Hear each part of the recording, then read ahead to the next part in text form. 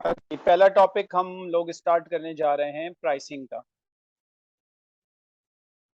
देखें, pricing decision किसी भी ऑर्गेनाइजेशन के लिए बहुत इंपॉर्टेंट होता है। और इसकी सिग्निफिकेंस ये है कि आपकी जो प्रॉफिटेबिलिटी है, आपके जो मार्जिन्स हैं, वो आपकी प्राइसिंग डिसीजंस के ऊपर बेस कर रहे होते हैं। आपकी जो मार्केट शेयर है वो आपकी प्राइसिंग स्ट्रेटेजी पे डिपेंड कर रहा होता है। आपके मार्जिन्स जो हैं वो आपकी प्राइसिंग स्ट्रेटेजी पे डिपेंड कर रहे होते हैं। तो प्राइसिंग स्ट्रेटजी क्या रखी जाए, कितने टाइप्स की प्राइसिंग स्ट्रेटजी होती है, प्राइसिंग स्ट्रेटजी में रेलेवेंट फैक्टर्स क्या क्या हो सकते हैं, वो इस टॉपिक में हम डिस्कस करेंगे। तो न्यूमेरिकल भी प्राइसिंग से रिलेटेड इम्पॉर्टेंट है, और थ्योरेटिकल डिस्कशन ज़्यादा इम्पॉर्टेंट है प्राइसिंग से रिलेटेड। और नॉर्मली प्राइसिंग से रिलेटेड अगर कोई टॉपिक बनता है, कोई सवाल बनता है, तो वो सेक्शन बी टाइप क्वेश्चन में उसके बनने के चांसेस ज़्यादा रेलेवेंट होते हैं, और एमसीक्यूज भी उसमें आ सकते हैं ना। अगर प्राइसिंग को सबसे पहले देखा जाए तो एक इम्पॉर्टेंट चीज़ ये है प्राइसिंग के हवाले से कि किस किस तरीके से हम अपनी प्राइसिंग जो है ना वो डेवलप कर सकते हैं, प्राइसिंग स्ट्रैटेजी पे काम कर सकते हैं। तो उसके हवाले से तीन तरह की प्राइसिंग स्ट्रैटेजीज बनाई जाती है। एक प्राइसिंग स्ट्रैटेजी होती है जो कि डिमांड बेस्ड होती है। एक प्राइसिंग स्ट्रैटेजी जो होती है वो कॉस्ट बेस्ड होती है। और एक प्राइसिंग स्ट्रैटेजी ऐसी होती है जो मार्केट बेस्ड प्राइसिंग स्ट्रैटेजी कहलाती है। तो हम प्राइसिंग स्ट्रेटजीज को थ्री टाइप्स के अंदर क्लासिफाई करते हैं। उससे पहले अगर हम किसी भी कंपनी की प्राइसिंग स्ट्रेटजी की बात करें, और हर कंपनी का एक गोल होता है कि उसको प्रॉफिट मैक्सिमाइज करना है, तो क्या प्राइस रखी जाए जिसके ऊपर वो ज़्यादा से ज़्यादा प्रोडक्ट्स बेचे, प्रॉफिट मैक्सिमाइज करें। तो उसके लिए सबसे इम्पोर्टेंट चीज़ ये है कि पहले आपको ये देखना पड़ेगा कि आप जिस मार्केट के अंदर ऑपरेट कर रहे हैं वहाँ पर इंडस्ट्री स्ट्रक्चर कैसा है, मार्केट स्ट्रक्चर कैसा है।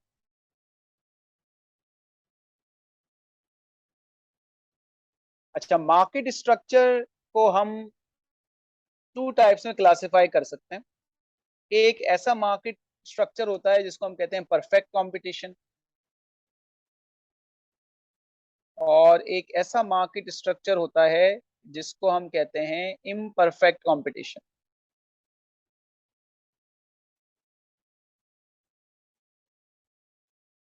परफेक्ट कंपटीशन तो प्रैक्टिकली एग्जिस्ट नहीं करता, या कहीं एग्जिस्ट करता है तो उसके बहुत कम चांसेस होते हैं। ज्यादातर इम्परफेक्ट कंपटीशन ही एग्जिस्ट कर सकता है। और इम्परफेक्ट कंपटीशन के अंदर हमारे पास एक एग्जांपल बनती है मोनोपोली की। क्या आप एक ऐसी इंडस्ट्री में काम कर रहे हैं जहां पर आप मोनोपोलिस्ट हैं। दूसरा कॉन्सेप्ट बन सकता है मोनोपोलिस्टिक कंपटीशन। क्या आप एक ऐसी इंडस्ट्री में हैं जहां पर मोनोपोलिस्टिक कंपटीशन चलता है, या फिर ओलिगोपोली। ये सब मार्केट स्ट्रक्चर की टाइप्स हैं, इम्परफेक्ट कंपटीशन की टाइप्स हैं। अब आप जिस इंडस्ट्री में भी काम कर रहे होंगे, आपको सबसे पहले तो इंडस्ट्री को समझना पड़ेगा, क्योंकि अगर आप इंडस्ट्री को ही नहीं समझेंगे तो उस इंडस्ट्री में प्राइसिंग स्ट्रेटजीज कैसे बनाई जाती हैं, डिमांड कैसे इन्फ्लुएंस होती है, उसका आइडिया नहीं होगा, और फिर रॉन्ग प्राइसिंग स्ट्रेटजी बन जाएगी। Now as far as perfect competition is concerned, perfect competition की कैरेक्टरिस्टिक्स क्या होती हैं, या परफेक्ट कंपटीशन अगर हम ये चेक करना चाहते हैं कहीं पाया जाता है या नहीं पाया जाता, तो परफेक्ट कंपटीशन वहां हो सकता है जहां पर ये सारी कैरेक्टरिस्टिक्स उसके अंदर पाई जाएं। मसलन फॉर एग्जांपल, एक निशानी परफेक्ट कंपटीशन की होती है सिमिलर प्रोडक्ट्स, होमोजीनियस प्रोडक्ट्स। यानी कि जितने भी सेलर्स हैं वो जो प्रोडक्ट बेच रहे हैं वो बिल्कुल आइडेंटिकल होना चाहिए, उसमें जरा सा भी फर्क नहीं होना चाहिए। Next is free entry and exit. कोई भी फर्म उस इंडस्ट्री में आ सकती है, कोई रिस्ट्रिक्शन नहीं है। और कोई भी फर्म उस इंडस्ट्री को अगर छोड़कर जाना चाहे तो छोड़कर जा सकती है। मींस नो बैरियर, ना एंट्री के ऊपर कोई बैरियर लगा हुआ है, और ना एग्जिट के ऊपर कोई बैरियर लगा हुआ है। तीसरी चीज ये है कि तमाम लोगों के पास परफेक्ट इंफॉर्मेशन होती है, बायर्स के पास भी और सेलर्स के पास भी। और लार्ज नंबर ऑफ बायर्स होने चाहिए, और लार्ज नंबर्स ऑफ सेलर्स होने चाहिए। अगर किसी इंडस्ट्री में ये कैरेक्टरिस्टिक्स पाई जाएं तो हम कह सकते हैं कि वो इंडस्ट्री क्या कहलाएगी, वो इंडस्ट्री कहलाएगी कि वहां पर परफेक्ट कंपटीशन हो रहा है।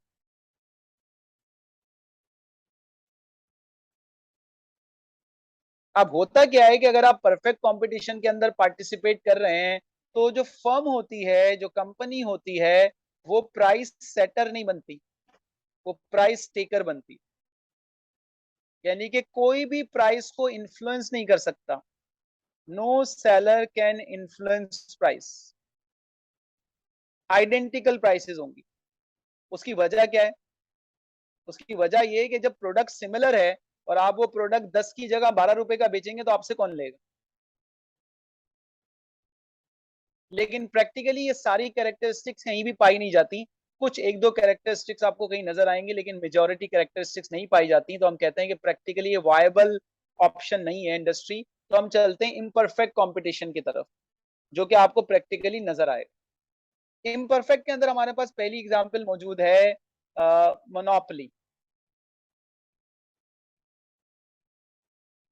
मोनोपोलिस्ट एक ऐसा सेलर जो कि पूरी मार्केट को डोमिनेट कर रहा है। एक सेलर, वो सेलर जो है वो सारे बायर्स को डोमिनेट करता है। उसके पास इतनी मार्केट पावर है कि कोई भी उसके अगेंस्ट सरवाइव नहीं कर सकता। अब आप किसी इंडस्ट्री की एग्जांपल लें तो वहां पर आपको नजर आएगा कि एक बहुत बड़ा प्लेयर है जो कि वहां पर एक्ट कर रहा है एज अ मोनोपोली। तो सिंगल सेलर या एक बड़ा सेलर जो कि पूरी मार्केट को कंट्रोल कर रहा है, उसको हम कहेंगे कि ये क्या है, ये मोनोपोलिस्ट है। अब वो मोनोपोलिस्ट करता क्या है? क्योंकि वो डोमिनेंट होता है, वो कंट्रोल कर रहा होता है, कंज्यूमर के पास चॉइसेस नहीं होती। तो एज अ रिजल्ट मोनोपोलिस्ट करता क्या है? मोनोपोलिस्ट प्राइस डिटरमाइन करता है, प्राइस सेटर होता है। वो अपनी मर्जी से प्राइस डिटरमाइन करता है। वो हाई प्राइसेस चार्ज करता है क्योंकि मार्केट में ऑप्शन ही नहीं है। एम उसका भी प्रॉफिट मैक्सिमाइजेशन होता है, लेकिन वो कोशिश करता है कि मैं हाई प्राइसेस चार्ज करके प्रॉफिट मैक्सिमाइज करूं। कंपटीशन नहीं होता उसका। तो एज अ रिजल्ट अगर वो प्राइस हाई करता भी है तो कंज्यूमर के पास कोई चॉइस नहीं होती। एज अ रिजल्ट कंज्यूमर को वो चीज खरीदनी पड़ती है। और मोनोपोलिस्ट जब चाहे प्राइस को क्या कर देता है? प्राइस इंक्रीज कर देता है। दूसरी एग्जाम्पल इसकी हो सकती है मोनोपोलिस्टिक कंपटीशन।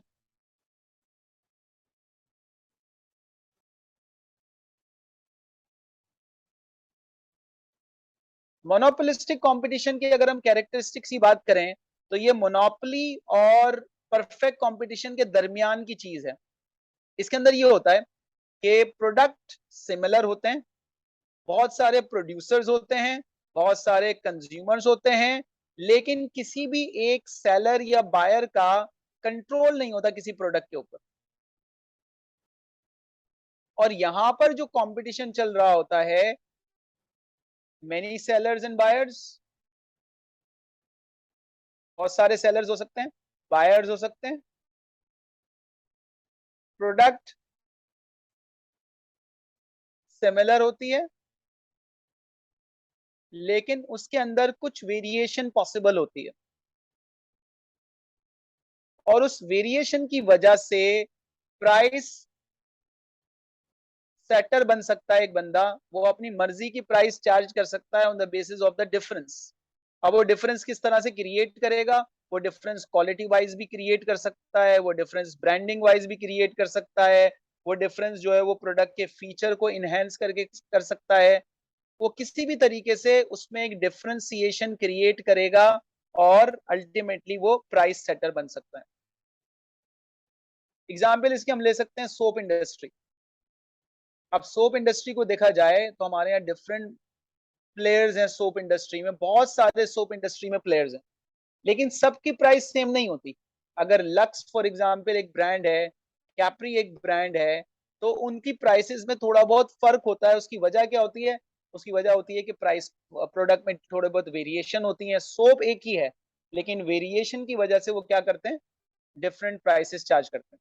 और यहाँ पर जो लेवल ऑफ कंपटीशन होता है, इवन इफ अगर प्रोडक्ट सिमिलर भी हो जाए तो वो फिर वो एडवर्टीजमेंट के जरिए कंपटीशन कर रहे होते हैं। एडवर्टीजमेंट में ये दिखाने की कोशिश कर रहे होते हैं कि हमारा प्रोडक्ट ज्यादा बेहतर है दूसरों के मुकाबले में।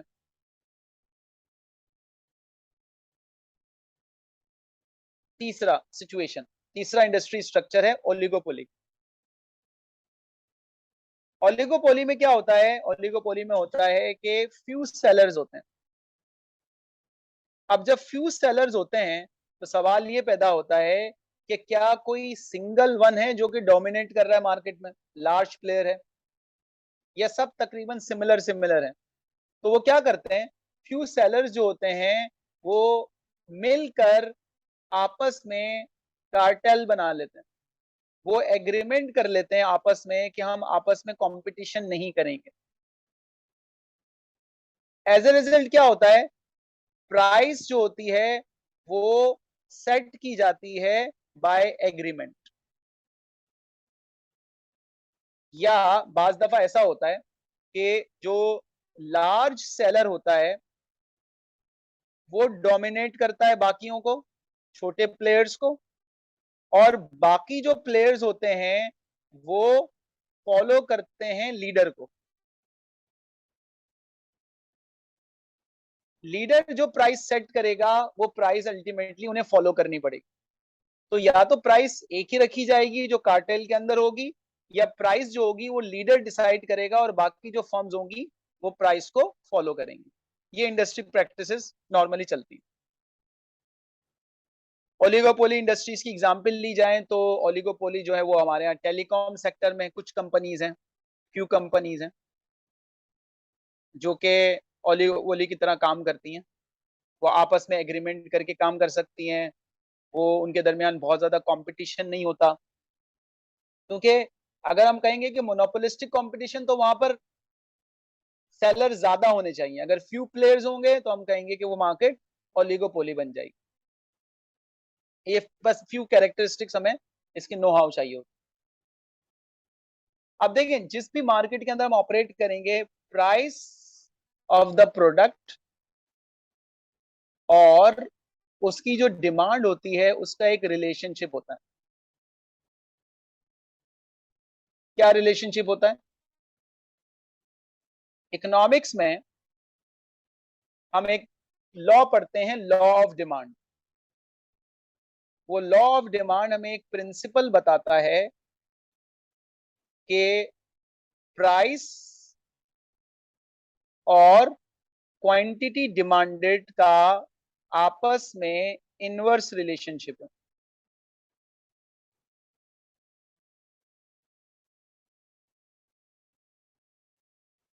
कैसे इनवर्सली रिलेटेड है?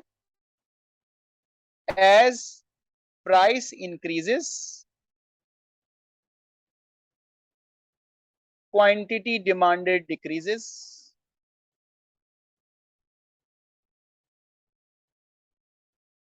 और अगर रिवर्स कर लें इसको, as price increases decreases, quantity demanded increases. ये इनवर्स रिलेशनशिप एग्जिस्ट करता है प्राइस के दरमियान और क्वांटिटी डिमांडेड के दरमियान। तो ऐसा तो होता है नॉर्मली कि जब एक ऑर्गेनाइजेशन प्राइस बढ़ाती है तो डिमांड डिक्रीज हो जाती है, और अगर प्राइस डिक्रीज होती है तो डिमांड इंक्रीज हो जाती है। और इस रिलेशनशिप को हम ग्राफिकली अगर देखें तो ये एक स्ट्रेट लाइन भी हो सकती है, और मोस्ट ऑफ द टाइम ये स्ट्रेट लाइन नहीं होती लेकिन ये कर्व बन रहा होता है। और ये एक रिलेशनशिप बताता है कि जी डिमांड जो है वो क्वांटिटी और प्राइस की अगर बात करें तो ये इनवर्स रिलेशनशिप है। It's a falling curve, it's a falling curve, is a falling line, जो कि ये इंडिकेट करता है कि अगर आप प्राइसेस को डिक्रीज करेंगे तो क्वांटिटी डिमांडेड क्या होगी, बढ़ जाएगी। अगर आप प्राइसेस को इंक्रीज करेंगे तो क्वांटिटी डिमांडेड क्या होगी, गिर जाएगी। अब इसी प्रिंसिपल को अगर बेस बनाया जाए तो हम ये बात करेंगे कि जी ठीक है, रिलेशनशिप तो एग्जिस्ट करता है, लेकिन अगर एक company for example 10% price rise कर रही है तो हमें पता है कि डिमांड गिरेगी, लेकिन उसके टोटल रेवेन्यू पर क्या अफेक्ट पड़ेगा? क्योंकि ऐसा पॉसिबल है कि ऑर्गेनाइजेशन प्राइस इसलिए बढ़ा रही हो कि ऑर्गेनाइजेशन को लगता है कि प्राइस बढ़ाने से रेवेन्यू बढ़ेगा, रेवेन्यू बढ़ाने से प्रॉफिट बढ़ेगा और हम प्रॉफिट मैक्सिमाइजेशन को अचीव कर लेंगे। तो क्या वाकई प्राइस राइज करने से रेवेन्यू बढ़ेगा या रेवेन्यू गिरेगा या रेवेन्यू पे कोई फर्क नहीं पड़ेगा? तो इसको अंडरस्टैंड करने के लिए देखते हैं, टोटल रेवेन्यू जो होता है वो होता है quantity multiply by it's price, ये रेवेन्यू बनता है। अब अगर फॉर एग्जांपल हम ये बात करते हैं कि जी अगर हम फॉर एग्जांपल 10% से प्राइस राइज करते हैं, तो प्राइस राइज होने से रेवेन्यू के ऊपर क्या फर्क पड़ेगा? टोटल रेवेन्यू इंक्रीज होगा। लेकिन प्राइस इंक्रीज अगर होगी तो we know that inverse relationship है, तो क्वांटिटी डिमांडेड गिरेगी। अब जो क्वांटिटी डिमांडेड गिरेगी उसका हमें नहीं पता वो कितने क्वांटम क्या होगा उसका, वो किस हिसाब से गिरेगी, वो कितनी गिरेगी। जब तक हमें ये नहीं पता होगा कि क्वांटिटी डिमांडेड किस पेस से गिरेगी, हम ये नहीं बता सकते कि टोटल रेवेन्यू पर इसका इंपैक्ट कितना पड़ेगा। Let's assume that 10% price rise हो रही है, तो क्वांटिटी डिमांडेड जो है वो 10% से गिर रही है, लेट्स एज्यूम दैट, या 12% से गिर रही है, या 8% से गिर रही है। तीन सिनेरियो बन गए। अब हम इंपैक्ट ये देखेंगे कि अगर क्वांटिटी डिमांडेड बिल्कुल सेम पेस से गिर रही है और प्राइस बढ़ रही है, तो इसका इफेक्ट न्यूट्रलाइज हो जाएगा और no impact on revenue, revenue पे कोई इम्पैक्ट नहीं आएगा, total revenue will remain the same. और अगर प्राइस हम बढ़ाते हैं 10% से, लेकिन डिमांड गिर जाती है 12% से, तो टोटल रेवेन्यू फॉल हो जाएगा, इंक्रीज नहीं होगा। और अगर प्राइस बढ़ती है 10% से लेकिन डिमांड गिरती है 8% से, तो टोटल रेवेन्यू जो होगा वो इंक्रीज हो जाएगा। ये बड़ा इंपॉर्टेंट रिलेशनशिप है और इस रिलेशनशिप की अंडरस्टैंडिंग अगर कंपनी को नहीं है तो वो प्राइसिंग डिसीजन गलत ले सकती है। इसकी अंडरस्टैंडिंग होना बहुत जरूरी है।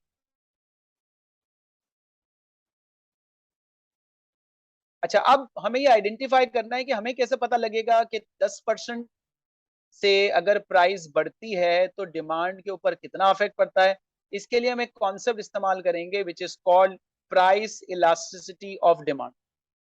What is price elasticity of demand? Price elasticity of demand क्या होती है? ये जितनी भी डिस्कशन हम पढ़ रहे हैं ये प्राइमरली इकोनॉमिक्स से रिलेटेड है और प्राइसिंग डिसीजन में इकोनॉमिक्स का एक बड़ा इंपॉर्टेंट रोल है। प्राइस इलास्टिसिटी ऑफ डिमांड,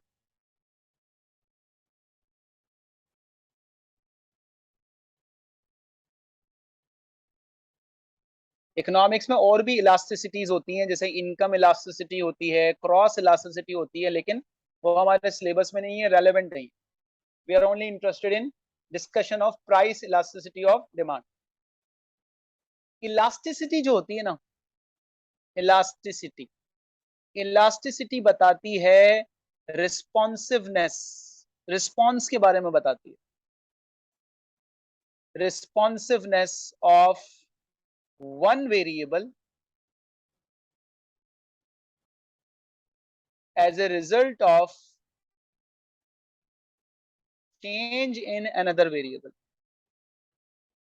यानी कि अगर एक वेरिएबल चेंज होता है तो उस वेरिएबल की वजह से दूसरे वेरिएबल में जो इम्पैक्ट आता है उसको हम कहते हैं ये इलास्टिसिटी है।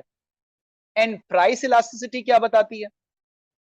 प्राइस इलास्टिसिटी ऑफ डिमांड हमें ये बताती है कि प्राइस के राइज होने से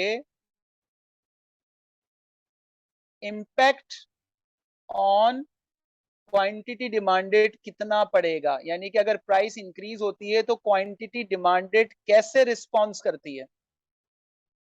सेम रिस्पॉन्स हो सकता है, इक्वल रिस्पॉन्स हो सकता है, मोर रिस्पॉन्सिव हो सकती है, या लेस रिस्पॉन्सिव हो सकती है। ये कई फैक्टर्स के ऊपर डिपेंड करता है कि उसका रिस्पॉन्स जो होता है तो वो कैसा होता है।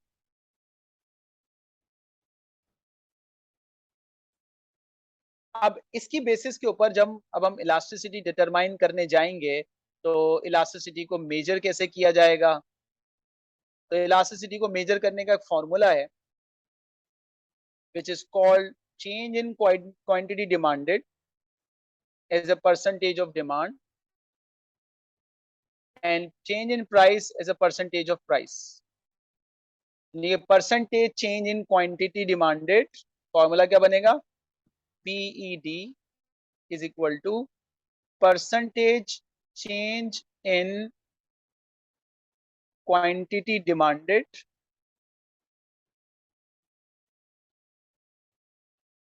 Divided by percentage change in price.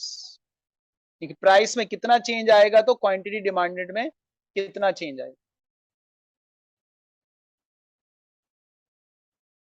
For example, अगर हमारी सेलिंग प्राइस जो है फॉर एग्जाम्पल वो 10 रुपीज से 12 रुपीज हो जाती है, 10 रुपीज से इंक्रीज होकर 14 रुपीज हो जाती है, और अकॉर्डिंगली हमारी डिमांड रिएक्ट करती है, तो हम देखेंगे कितना उसके अंदर चेंज आएगा ओरिजिनली। सपोज कर लेते हैं, फिगर सपोज कर लेते हैं कि हमारी करंट प्राइस चल रही है $20 और हमने अपनी प्राइस को रिवाइज किया, और रिवाइज प्राइस हम लेकर आ गए 12 के ऊपर। प्राइस डिक्रीज करके एंटिटी ये एंटिसिपेट करती है कि क्योंकि प्राइस डिक्रीज हो गई तो अब रेवेन्यू बढ़ जाएगा, लेकिन एज आई टोल्ड यू कि वो डिपेंड इसके ऊपर करता है, वो डिपेंड करता है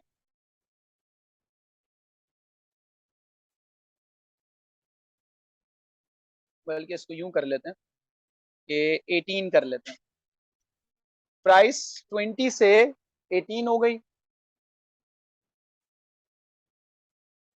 क्वांटिटी डिमांडेड ओरिजिनल 20 के ऊपर हम 1000 यूनिट सेल कर रहे थे। अब रिवाइज क्वांटिटी डिमांडेड हमें पता लगी, रिवाइज डिमांड हमारी डिक्रीज होगी या इंक्रीज होगी? 20 से प्राइस नीचे आ गई, रूल क्या कहता है? इंक्रीज होनी चाहिए, इंक्रीज होगी, तो हमारी जो क्वांटिटी डिमांडेड है वो 1050 यूनिट्स होगी। Calculate elasticity of demand, price elasticity.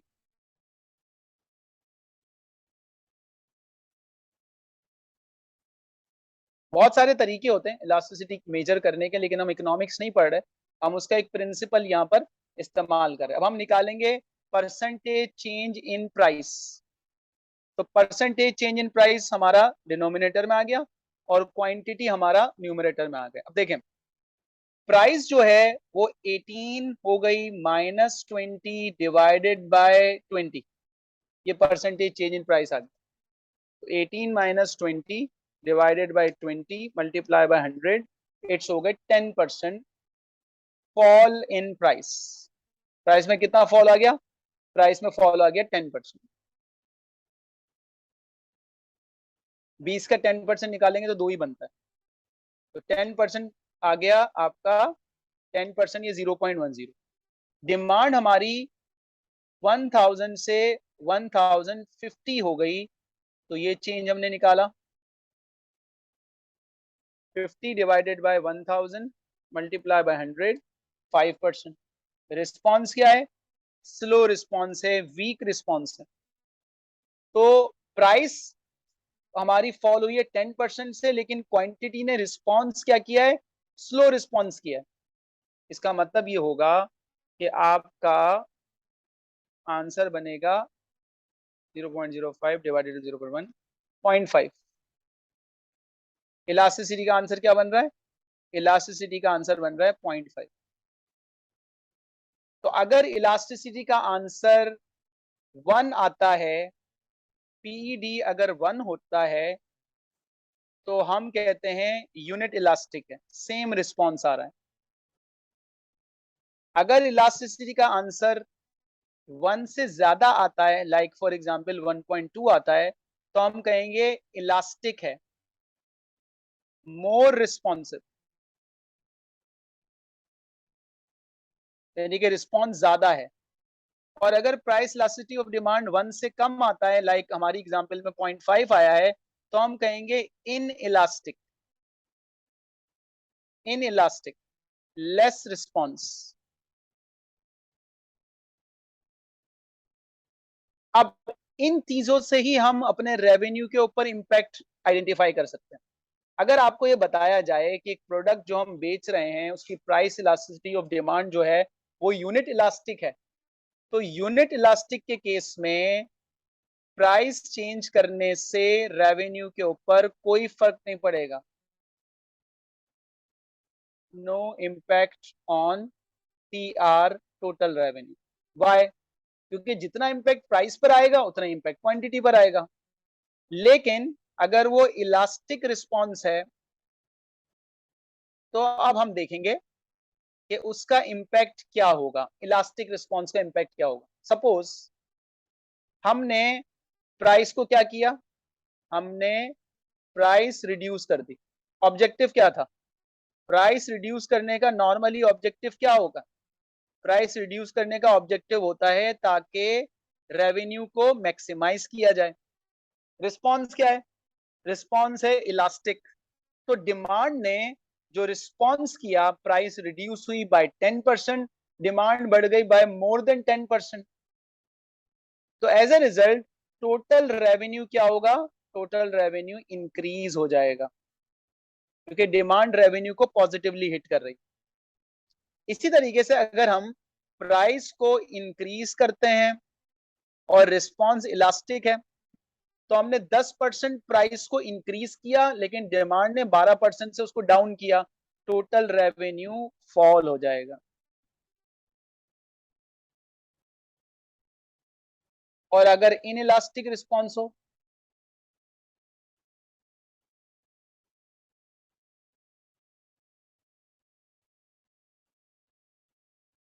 तो अगर हम प्राइस को रिड्यूस करते हैं, इंपैक्ट देखें क्या होगा। इन इलास्टिक का मतलब है कि अगर प्राइस 10% से रिड्यूस होगी तो डिमांड लेस देन 10% से रिस्पॉन्ड करेगी। तो अगर प्राइस रिड्यूस होगी तो क्या होगा? रेवेन्यू कम होगा लेकिन क्वांटिटी बढ़ जाएगी, लेकिन क्वांटिटी बढ़ने का जो इंपैक्ट होगा वो कम होगा, तो टी आर फॉल हो जाएगा। इसी तरीके से अगर प्राइस राइज होगी तो रेवेन्यू का इंपैक्ट ज्यादा होगा और क्वांटिटी का इंपैक्ट कम होगा, टी आर इंक्रीज हो जाएगा। अब रिलेशनशिप चेक करें।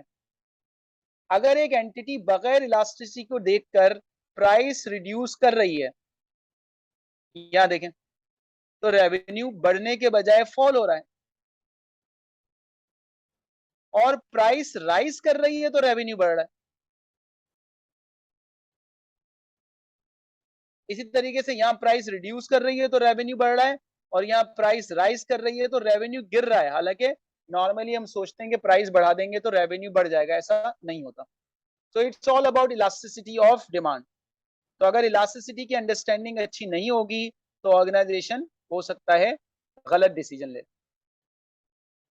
अब इसे याद रखने का तरीका यह है कि इलास्टिक रिस्पॉन्स में दोनों का जो इंपैक्ट आ रहा है ना, प्राइस का और रेवेन्यू का, वो इनवर्स आ रहा है। प्राइस और टोटल रेवेन्यू का इनवर्स आ रहा है। और यहां पर इन इलास्टिक रिस्पॉन्स में वो डायरेक्ट रिलेशनशिप आ रहा है। इसको याद इजीली यहां से रखा जा सकता है। तो फिर वो पूरी सिनेरियो याद करने की जरूरत नहीं है, सिर्फ वो चीजें याद हो जाएंगी जो हम डायरेक्ट इंपैक्ट आइडेंटिफाई करते हैं। अब आपको ये पता होना चाहिए कि किस सिचुएशन में हमें प्राइस इंक्रीज करनी चाहिए और किस सिचुएशन में हमें प्राइस डिक्रीज करनी चाहिए। यहां तक तो हमें जितनी भी इकोनॉमिक्स की डिस्कशन करनी थी जो हमारे सिलेबस में, वो हमने यहाँ तक कर ली। अब अप्रोच पे बात कर लेते हैं। तो तीन अप्रोचेज हैं मेनली जो कि प्राइसिंग डिसीजन में हम इस्तेमाल करते हैं: डिमांड बेस्ड, कॉस्ट बेस्ड और marketing based approach. Approaches to pricing decision.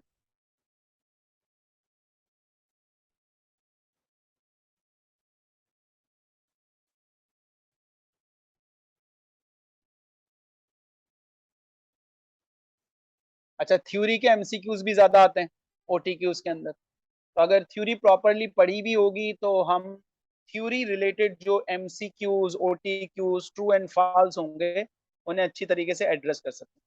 और अगर अच्छी तरीके से नहीं पढ़ी होगी तो हमें थ्योरी में स्ट्रगल करनी पड़ेगी। तो number one is demand based pricing decision. Number two is cost based, and number three is marketing based.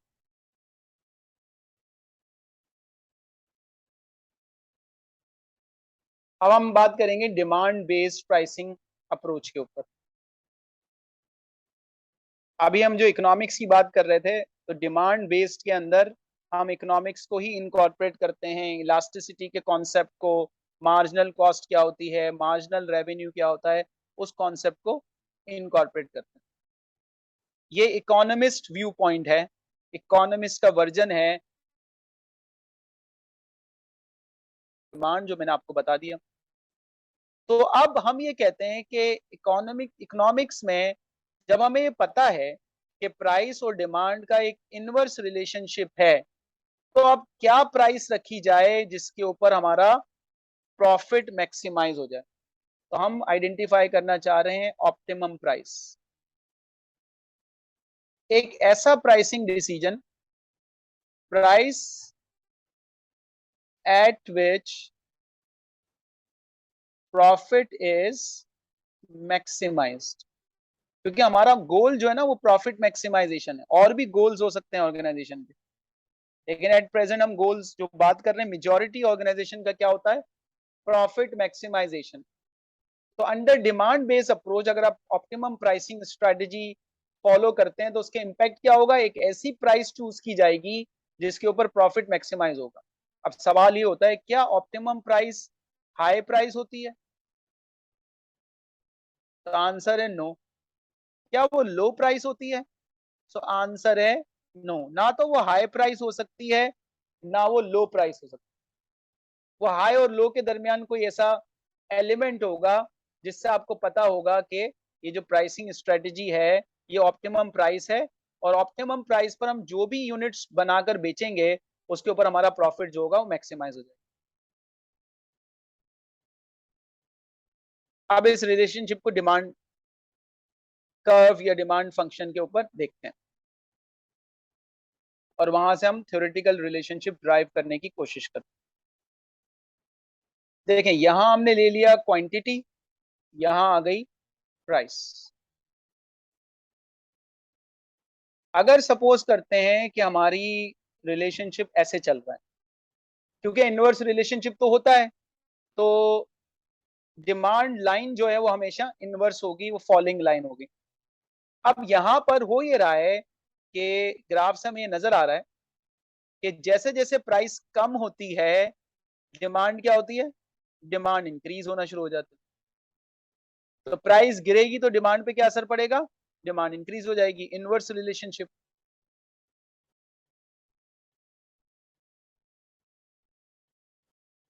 अच्छा, अब यहां पर ये जो पॉइंट है ना, दिस पॉइंट ए, इसको नाम दे देते हैं, इज द पॉइंट या is the price at which demand is zero. ये सपोज कर ले हमारा स्टार्टिंग पॉइंट है, क्या आप इतनी ज्यादा प्राइस चार्ज कर रहे हैं कि no one is willing to buy. तो अगर फॉर एग्जाम्पल मैं कहूं कि ये जो है वो $200 है फॉर एग्जाम्पल, और मुझे पता लगता है कि जी ये इतनी प्राइस है कि no one is willing to buy, so what to do. तो मैं क्या करूंगा, मैं अपनी प्राइस को रिड्यूस करूंगा, प्राइस को मैं क्या करूंगा, रिड्यूस करूंगा। तो प्राइस रिड्यूस करने से क्या होगा, क्वांटिटी डिमांडेड इंक्रीज हो, ये राइज हो जाएगी। तो ये जो है ना कि कितनी प्राइस रिड्यूस होने से कितनी डिमांड बढ़ रही है, ये कहलाता है स्लोप। स्लोप क्या रेफर करता है? Change in one variable with respect to change in another variable.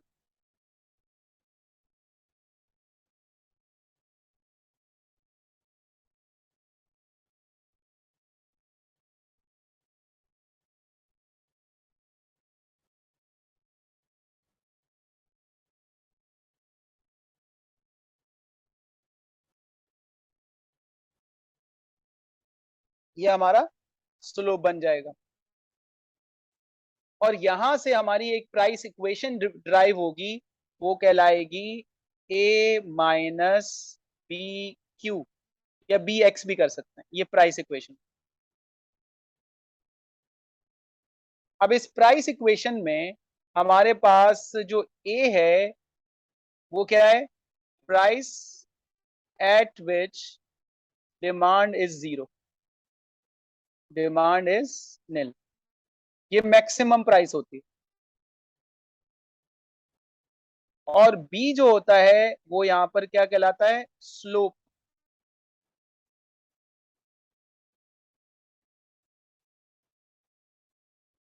और क्यू क्या है? क्यू है क्वांटिटी। अच्छा, ए और बी हमारा यहाँ पर कांस्टेंट होगा, तो अगर हमें ए और बी फाइंड आउट हम कर लें, और क्यू अगर हम इनपुट करेंगे तो हमें पता लग जाएगा कि किस क्वांटिटी के ऊपर क्या प्राइस होगी। तो इस प्राइस और डिमांड के रिलेशनशिप में ए और बी हम कांस्टेंट रखते हैं।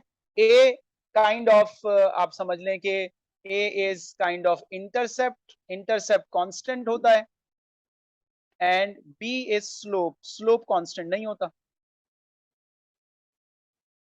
यानी कि value of the slope constant होती है। और ये हमने बेसिकली कॉस्ट इक्वेशन से ड्राइव किया है, y is equal to A plus B X, ये कॉस्ट इक्वेशन है। यहाँ पर ए क्या होता है? ए होता है इंटरसेप्ट, बी होता है स्लोप, एक्स होता है क्वांटिटी, तो हमें कॉस्ट पता लग जाती है y। तो इसको हम यूज करते हुए प्राइस फंक्शन यहां से जनरेट करेंगे और यहां से हम कैलकुलेशन करेंगे। अच्छा, जो स्लोप है, स्लोप आपको क्या बता रहा है? स्लोप बता रहा है change in P with respect to change in Q. तो स्लोप कैसे निकालेंगे अगर नहीं दिया हुआ होगा? तो बी निकालने का फॉर्मूला क्या होगा? Change in P divided by change in Q. P अगर डिक्रीज करेंगे तो क्यू क्या हो जाएगा? इंक्रीज हो जाएगा। ये स्लोप निकालने का फॉर्मूला, अगर स्लोप ना दिया हुआ हो।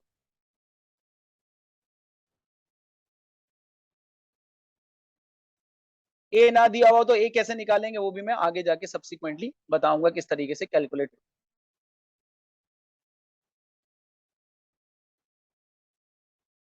अब हमें फाइंड आउट करना है ऑप्टिमम प्राइसिंग। तो ऑप्टिमम प्राइसिंग आइडेंटिफाई करने के लिए दो अप्रोचेस इस्तेमाल की जाती हैं। दो अप्रोचेस के जरिए ऑप्टिमम प्राइस कैलकुलेट की जाएंगी। अब डिपेंड करता है कि एग्जाम में आपको किस चीज का डेटा देता है। एक कहलाती है एल्जेब्रिक अप्रोच,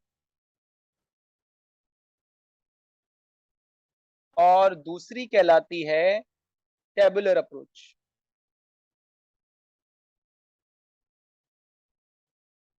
एल्जेब्रिक अप्रोच ज्यादा इंपॉर्टेंट है, इसके ऊपर सवाल बन सकता है, एमसीक्यूज में भी आ सकता है, सेक्शन बी में भी आ सकता है, थ्योरी में भी प्राइसिंग का टॉपिक आ सकता है। तो हम पहले फोकस करते हैं एल्जेब्रिक अप्रोच के ऊपर। ये एल्जेब्रिक अप्रोच से हम optimum price on the basis of demand based pricing किस तरीके से कैलकुलेट कर सकते हैं।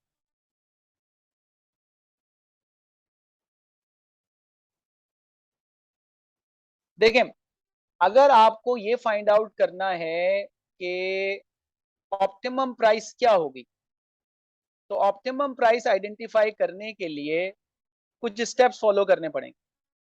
उसके बाद हम ऑप्टिमम प्राइस जो है वो निकाल सकते हैं।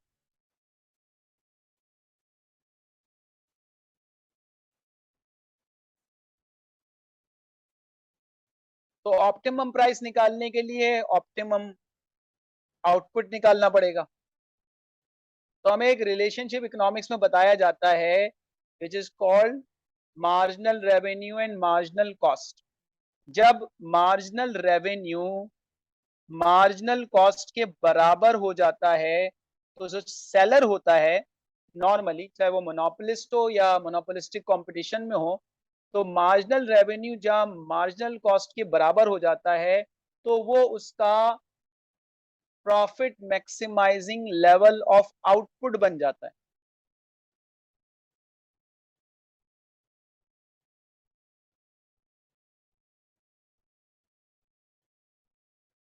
यानी कि इस लेवल पर जो यूनिट प्रोड्यूस किए जा रहे होते हैं वो यूनिट्स होते हैं profit maximising level of output.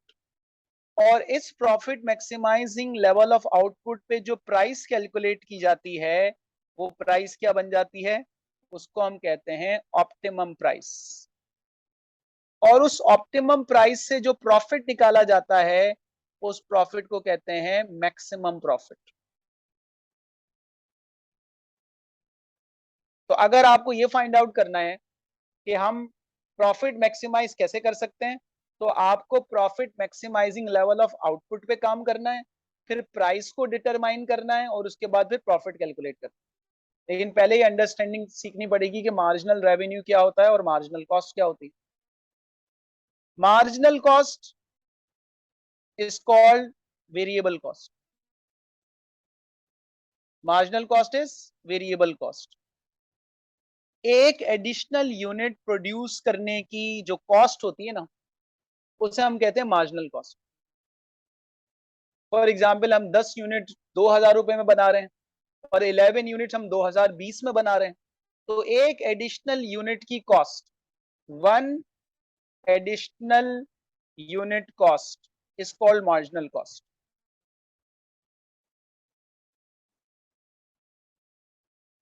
और मार्जिनल रेवेन्यू क्या होता है? मार्जिनल रेवेन्यू होता है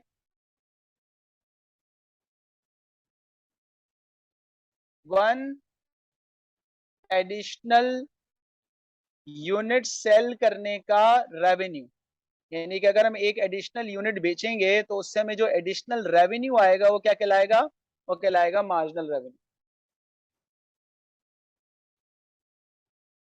देखिए होता क्या है, होता ये कि अगर आप मोनोपोलिस्ट हैं या मोनोपोलिस्टिक कंपटीशन में हैं, तो सेलर को ये पता होता है कि अगर मैं प्राइस डिक्रीज करूंगा तो मेरी डिमांड बढ़ेगी। तो एज ए रिजल्ट क्या होता है कि वो इक्वेट करने की कोशिश करता है कि मेरा मार्जिनल रेवेन्यू कितना है और मार्जिनल कॉस्ट कितनी है। तो एज लॉन्ग एज उसका मार्जिनल रेवेन्यू उसकी मार्जिनल कॉस्ट से ज्यादा हो, वो प्रोड्यूस करता रहता है, सेल करता रहता है। और जहां उसका मार्जिनल रेवेन्यू मार्जिनल कॉस्ट के बराबर आ जाता है वो उसका ब्रेक इवन समझ ले, उसको समझ ले आप इक्विलिब्रियम लेवल ऑफ आउटपुट कहते हैं। वो उसका पॉइंट होता है जहां पर वो स्टॉप कर देता है, क्योंकि अब अगर वो फर्दर बेचेगा और बनाएगा तो रेवेन्यू कम हो जाएगा और मार्जिनल कॉस्ट जो है वो ज्यादा होगी, तो उसको लॉस होना शुरू हो जाएगा। तो सेलर उस वक्त तक बेचता रहता है जब तक मार्जिनल रेवेन्यू मार्जिनल कॉस्ट के से ज्यादा है। जैसे ही मार्जिनल रेवेन्यू मार्जिनल कॉस्ट के इक्वेट होगा, वो इस पॉइंट के ऊपर क्या कर देगा? ब्रेक लगा देगा। इसका मतलब ये हुआ कि जब मार्जिनल रेवेन्यू को प्लॉट करने जाएंगे तो मार्जिनल रेवेन्यू भी डिक्लाइनिंग होगा, क्योंकि जैसे जैसे हम यूनिट्स बढ़ा रहे हैं आपका जो मार्जिनल रेवेन्यू है वो डिक्लाइन होना शुरू हो जाता है, इसलिए वो डिक्लाइनिंग कर्व शो कर रहा होगा।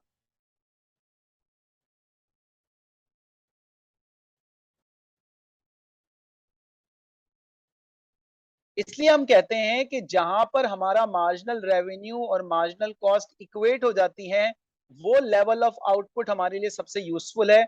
और उस लेवल ऑफ आउटपुट के ऊपर हम जो कैलकुलेशन करते हैं वही हमारी प्राइस ऑप्टिमम निकलती है और वहीं से हमारा प्रॉफिट मैक्सिमाइज हो जाता है।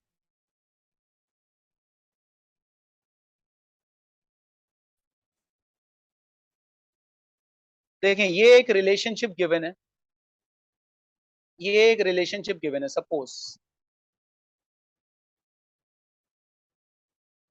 find the linear relationship between price and quantity demanded in relation to sales and demand data। Selling price अगर 300 होती है तो सेल्स 500 यूनिट्स होती है। सेलिंग प्राइस अगर 330 होती है तो सेल्स 400 हो जाती है। तो हम कहते हैं भाई प्राइस इक्वेशन क्या होती है ए माइनस बी क्यू। अब हमें ए नहीं पता, बी भी नहीं पता, लेकिन हमें चेंज पता है, तो हम बी निकालते हैं delta P divided by delta Q, change in price with respect to change in demand. तो प्राइस क्या हो गई, 300 से 330 हो गई, 30 का चेंज आया। डिमांड 500 से 400 हो गई, 100 का चेंज आया। अच्छा, नेगेटिव आंसर आता है नॉर्मली इलास्टिसिटी में भी और इसके अंदर, लेकिन हम नेगेटिव आंसर लिखते नहीं है। अंडरस्टूड बात। ये हमारा स्लोप आ गया 0.3। अब हमें ए फाइंड आउट करना है, हमें ये नहीं पता कि कंपनी का प्राइस लेवल जिसके ऊपर उसकी डिमांड 0 होगी वो हमें नहीं पता। तो हम क्या करते हैं, हम बी को अपनी प्राइस की इक्वेशन में पुट करते हैं और देखते हैं। देखें, एक पहले वाली इक्वेशन लेते हैं, 1 when price is 300 A minus B X, X कितना है यानी कि क्यू कितना है, क्वांटिटी 500, 500 की क्वांटिटी के ऊपर प्राइस 300 होती है। अब इसके अंदर हम ए हमें फाइंड आउट करना है, बी हमने फाइंड आउट कर लिया और इसको हमने मल्टीप्लाई कर दिया इससे। अब हम ए डिटरमाइन कर रहे हैं, यानी कि दो डिफरेंट प्राइस स्ट्रक्चर दिए हुए हों तो हम ए इजीली डिटरमाइन कर सकते हैं। क्या आ गया, 150।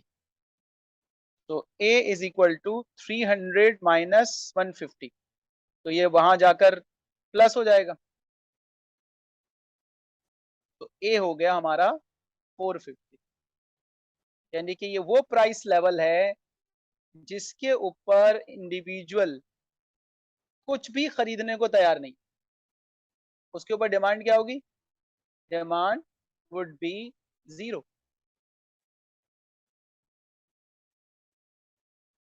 अब दोबारा देखें रिलेशनशिप को, अगर 300 की प्राइस होती है तो डिमांड है 500, प्राइस अगर हम इंक्रीज करते हैं तो डिमांड क्या होती है, डिक्रीज हो जाती है। और अगर प्राइस 450 पे पहुंच जाती है तो डिमांड क्या होती है, डिमांड जो है वो 0 हो जाती है।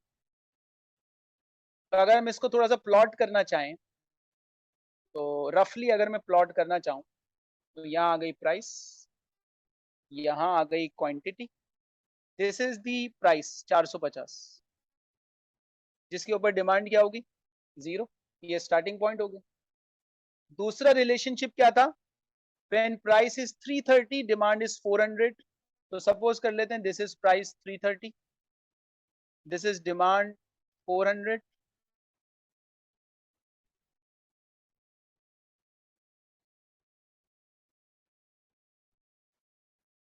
और अगर प्राइस 300 पे चली जाती है तो डिमांड जो है वो 500 पे चली जाती है, प्राइस डिक्रीजेस डिमांड इंक्रीजेस। देखें, जब 450 पे डिमांड 0 थी, तो जब आप 440 करेंगे तो डिमांड इंक्रीज होना शुरू हो जाएगी, फिर आप 400 पे आएंगे तो डिमांड इंक्रीज होगी। ये इनवर्स रिलेशनशिप यहाँ पर बन। अब इसके अंदर हमारे जो पॉइंट्स हैं उनको जॉट डाउन कर लेंगे, तो हमारे पास इसको मिला लें, ये हमारी थोड़ा सा इसको मिला लेंगे तो ये हमारी प्राइस इक्वेशन इस तरह से बन रही, डिमांड इक्वेशन प्राइस इक्वेशन जो बन रही है, जो कि ये बता रही है कि maximum price at which demand is 0 is 450 और 330 के ऊपर क्वांटिटी 400 है और 300 के ऊपर क्वांटिटी जो है वो 500 हो जाए।